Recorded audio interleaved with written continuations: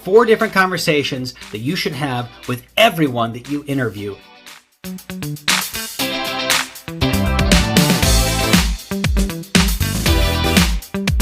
Hey everybody, I just popped into a national retail location to do some business, and I struck up a conversation with one of the managers there, and I learned that they're having a lot of issues with employee retention. That's a very common problem in retail right now across many industries. And I got thinking, if there was just a few kinds of conversations that you could have with potential associates during interviews that would help to prevent that kind of turnover, wouldn't that be worth it? So I've got 4 different conversations that you should have with everyone that you interview. The first conversation, talk about money up front. Be very transparent with how much that associate can expect to make. If you pay commissions, give them a realistic range of exactly what associates are making in your location. Yeah, that's right. Real numbers. Imagine that, right?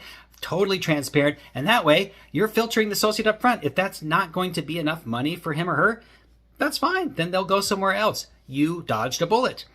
The second conversation you want to have is about retail hours at your location. If those hours are going to be nights, weekends, holidays, just tell them. Tell them right up front. Sorry, we can't accommodate any special requests. If you can, great, but be real with them. Don't hold back. The third conversation you have to have, prospecting. So, do you expect that all business will just walk in the door to them, or do they need to get on the phone and make phone calls? Do they need to get out on the street and talk to businesses? Do they need to share with their family and friends? What are your expectations for how much they need to prospect to bring in their own business? The fourth conversation is going to be one that'll differ from company to company, and that's to talk to them about your company's culture. An important aspect that is often overlooked is the right cultural fit. So if that associate doesn't feel comfortable in that particular environment, okay, that's great to know up front. If that associate perhaps isn't comfortable with being performance managed, and that's a big part of your culture, okay, good to get that out there up front.